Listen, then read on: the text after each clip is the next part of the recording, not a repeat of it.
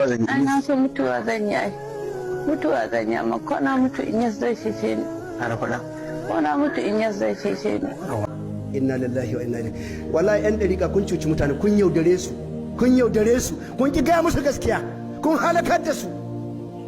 Suna kyautan abin da ba su da shi. Suna kyautan abin da ba su da shi. Babu aya, babu hadisi, tatsuniyoyin banza kun halakar da mutane. An zo an yi magana kuma kuna ta zage-zage. A'udhu billahi. Ranar ne ba ake zuwa wajen annabi Adam ya ce ba zai iya ba, Nuhu ya ce ba zai iya ba, Isa ya ce ba zai iya ba, Musa ya ce ba zai iya ba, kowa ya ce ba zai iya ba. Manzo Allah ne zai zo ya faɗi ta sujjada sannan Allah ce daga kanka.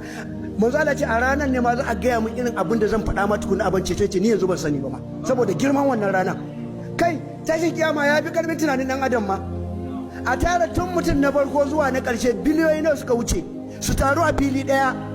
Kai ka san inda mutumin ma yake, kai ka san inda ma yake, kai ka san ma inda yake, kai ma ka san ma inda yake. Makaryata yau ko Bauchi ta taru, ko Kano ta taru, ko Lagos ta taru, ko Najeriya ta taru, ko Ghana, ko Afirka, ko Europe, ko Amerika, ko Asia suka taru a fili daya, rana daya, lokaci guda, sa'a guda. Kai ka san da ka samu ubanka ma. Me Allah ya ce? Me Allah ya ce? likulli mri'in minhum yawma idhin sha'ani yughni.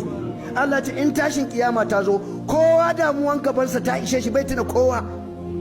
Kai manzo Allah ya ce akwai wurare kaman guda 3 ko 4 wallahi baka tuna kowa sai ka tsallaka. Sai ka tsallaka.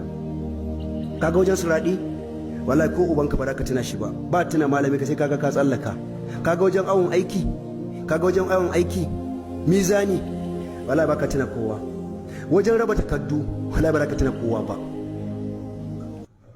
Wallahi ba za ka tuna kowa ba.